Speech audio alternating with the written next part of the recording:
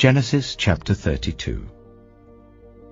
Jacob also went on his way, and the angels of God met him. When Jacob saw them, he said, "This is the camp of God." So he named that place Mahanaim. Jacob sent messengers ahead of him to his brother Esau in the land of Seir, the country of Edom. He instructed them, "This is what you are to say to my lord Esau. Your servant Jacob says, I have been staying with Laban and have remained there till now. I have cattle and donkeys, sheep and goats, male and female servants. Now I am sending this message to my lord, that I may find favor in your eyes." When the messengers returned to Jacob, they said, "We went to your brother Esau, and now he is coming to meet you, and 400 men are with him."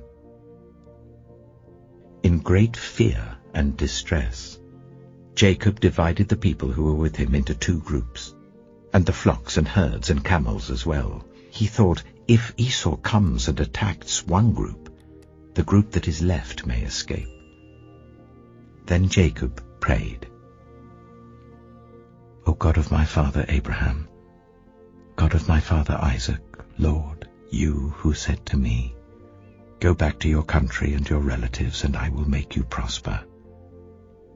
I am unworthy of all the kindness and faithfulness you have shown your servant. I had only my staff when I crossed this Jordan, but now I have become 2 camps. Save me, I pray, from the hand of my brother Esau, for I am afraid he will come and attack me, and also the mothers with their children. But you have said, I will surely make you prosper, and will make your descendants like the sand of the sea, which cannot be counted." He spent the night there, and from what he had with him, he selected a gift for his brother Esau: 200 female goats and 20 male goats, 200 ewes and 20 rams, 30 female camels with their young, 40 cows and 10 bulls, and 20 female donkeys and 10 male donkeys. He put them in the care of his servants, each herd by itself, and said to his servants, "Go ahead of me, and keep some space between the herds." He instructed the one in the lead, "When my brother Esau meets you and asks, 'Who do you belong to, and where are you going, and who owns all these animals in front of you?' then you are to say, 'They belong to your servant Jacob. They are a gift sent to my lord Esau, and he is coming behind us.'"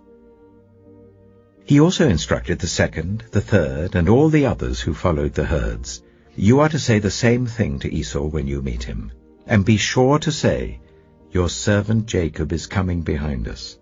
For he thought, 'I will pacify him with these gifts I'm sending on ahead. Later, when I see him, perhaps he will receive me.' So Jacob's gifts went on ahead of him, but he himself spent the night in the camp. That night Jacob got up and took his 2 wives, his 2 female servants, and his 11 sons, and crossed the ford of the Jabbok. After he had sent them across the stream, he sent over all his possessions. So Jacob was left alone, and a man wrestled with him till daybreak. When the man saw that he could not overpower him, he touched the socket of Jacob's hip, so that his hip was wrenched as he wrestled with the man. Then the man said, "Let me go, for it is daybreak." But Jacob replied, "I will not let you go, unless you bless me." The man asked him, "What is your name?" "Jacob," he answered. Then the man said, "Your name will no longer be Jacob, but Israel, because you have struggled with God and with humans and have overcome." Jacob said, "Please tell me your name." But he replied, "Why do you ask my name?" Then he blessed him there. So Jacob called the place Peniel, saying, "It is because I saw God face to face, and yet my life was spared." The sun rose above him as he passed Peniel, and he was limping because of his hip. Therefore to this day the Israelites do not eat the tendon attached to the socket of the hip, because the socket of Jacob's hip was touched near the tendon. Genesis chapter 33. Jacob looked up, and there was Esau, coming with his 400 men. So he divided the children among Leah, Rachel, and the 2 female servants. He put the female servants and their children in front, Leah and her children next, and Rachel and Joseph in the rear. He himself went on ahead and bowed down to the ground 7 times as he approached his brother. But Esau ran to meet Jacob and embraced him. He threw his arms around his neck and kissed him, and they wept. Then Esau looked up and saw the women and children. "Who are these with you?" he asked. Jacob answered, "They are the children God has graciously given your servant." Then the female servants and their children approached and bowed down. Next Leah and her children came and bowed down. Last of all came Joseph and Rachel, and they too bowed down. Esau asked, "What's the meaning of all these flocks and herds I met?" "To find favor in your eyes, my lord," he said. But Esau said, "I already have plenty, my brother. Keep what you have for yourself." "No, please," said Jacob. "If I have found favor in your eyes, accept this gift from me. For to see your face is like seeing the face of God, now that you have received me favorably. Please accept the present that was brought to you, for God has been gracious to me, and I have all I need." And because Jacob insisted, Esau accepted it. Then Esau said, "Let us be on our way. I'll accompany you." But Jacob said to him, "My Lord knows that the children are tender, and that I must care for the ewes and cows that are nursing their young. If they are driven hard just one day, all the animals will die. So let my Lord go on ahead of his servant while I move along slowly at the pace of the flocks and herds before me, and the pace of the children, until I come to my Lord in Seir." Esau said, "Then let me leave some of my men with you." "But why do that?" Jacob asked. "Just let me find favor in the eyes of my Lord." So that day Esau started on his way back to Seir. Jacob, however, went to Succoth, where he built a place for himself and made shelters for his livestock. That is why the place is called Succoth. After Jacob came from Paddan Aram, he arrived safely at the city of Shechem in Canaan, and camped within sight of the city. For 100 pieces of silver he bought from the sons of Hamor, the father of Shechem, the plot of ground where he pitched his tent. There he set up an altar, and called it El Elohe Israel.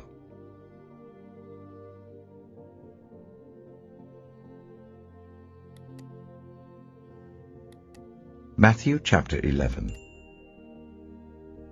After Jesus had finished instructing his 12 disciples, he went on from there to teach and preach in the towns of Galilee. When John, who was in prison, heard about the deeds of the Messiah, he sent his disciples to ask him, "Are you the one who is to come, or should we expect someone else?" Jesus replied, "Go back and report to John what you hear and see. The blind receive sight, the lame walk, those who have leprosy are cleansed, the deaf hear, the dead are raised, and the good news is proclaimed to the poor. Blessed is anyone who does not stumble on account of me." As John's disciples were leaving, Jesus began to speak to the crowd about John. "What did you go out into the wilderness to see? A reed swayed by the wind? If not, What did you go out to see? A man dressed in fine clothes? No, those who wear fine clothes are in kings' palaces. Then what did you go out to see? A prophet? Yes, I tell you, and more than a prophet. This is the one about whom it is written, I will send my messenger ahead of you, who will prepare your way before you. Truly I tell you, among those born of women, there has not risen anyone greater than John the Baptist. Yet whoever is least in the kingdom of heaven is greater than he.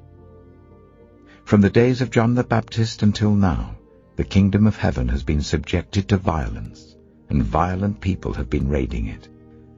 For all the prophets and the law prophesied until John. And if you are willing to accept it, he is the Elijah who was to come. Whoever has ears, let them hear. To what can I compare this generation? They are like children sitting in the marketplaces and calling out to others, We played the pipe for you, and you did not dance. We sang a dirge, and you did not mourn. For John came neither eating nor drinking, and they say, He has a demon. The Son of Man came eating and drinking, and they say, Here is a glutton and a drunkard, a friend of tax collectors and sinners. But wisdom is proved right by her deeds. Then Jesus began to denounce the towns in which most of his miracles had been performed, because they did not repent. Woe to you, Chorazin! Woe to you, Bethsaida! For if the miracles that were performed in you had been performed in Tyre and Sidon, they would have repented long ago in sackcloth and ashes. But I tell you, it will be more bearable for Tyre and Sidon on the day of judgment than for you. And you, Capernaum, will you be lifted to the heavens? No, you will go down to Hades. For if the miracles that were performed in you had been performed in Sodom, it would have remained to this day. But I tell you that it will be more bearable for Sodom on the day of judgment than for you. At that time Jesus said, I praise you, Father, Lord of heaven and earth, because you have hidden these things from the wise and learned, and revealed them to little children. Yes, Father, for this is what you were pleased to do. All things have been committed to me by my Father. No one knows the Son except the Father, and no one knows the Father except the Son, and those to whom the Son chooses to reveal him. Come to me, all you who are weary and burdened, and I will give you rest. Take my yoke upon you and learn from me, for I am gentle and humble in heart, and you will find rest for your souls. For my yoke is easy, and my burden is light.